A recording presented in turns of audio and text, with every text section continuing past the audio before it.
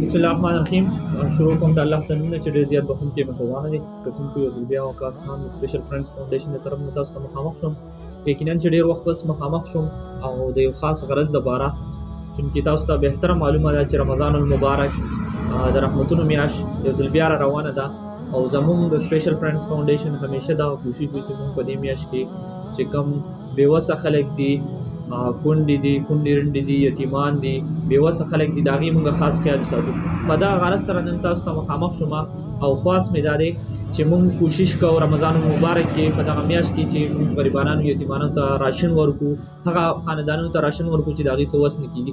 چونکې تاسو ته بهتره معلومه ده زموږ د خوږ ملک پاکستان حالات او ګراني تاسو ته معلومه ده چې د غریب سړي ژوند نن سبا ډېر مشکلاتو سره مخ دی.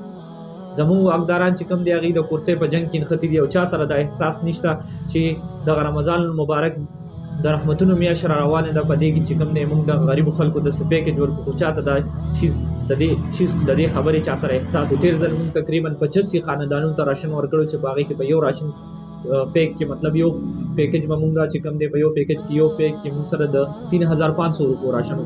خو اوس چونکې ګراني دومره حد بې انتها ته رسېدلې ده چې په هغه 3500 کې مونږ صرف غوړي او اوړه او دوه درې ایټم نه مونږ زیات نشو ورکولی. دا زموږ کوشش دی چې کم از کم مونږ د 7000 روپو په یو پیک کې راشن ورکړو. نو د هغې دپاره به تاسو زمونږ ملاتړ کوئ، مونږ سره پوره کوشش کوئ او هر سړی د خپل وس مطابق چې څومره موږ سره کولی شي، که څوک د یو خاندان دپاره راشن کولی شي، که څوک وایي چې زما د طرف نه مطلب 1000 روپۍ وس کېږي هم بهتره ده، که څوک وایي چې 100 مې وس کېږي، که څوک وایي چې زه د 2 خاندانونو مطلب راشن تاسو سره پوره کولی شم، که څوک وایي چې زه د 10 پوره کولی شم.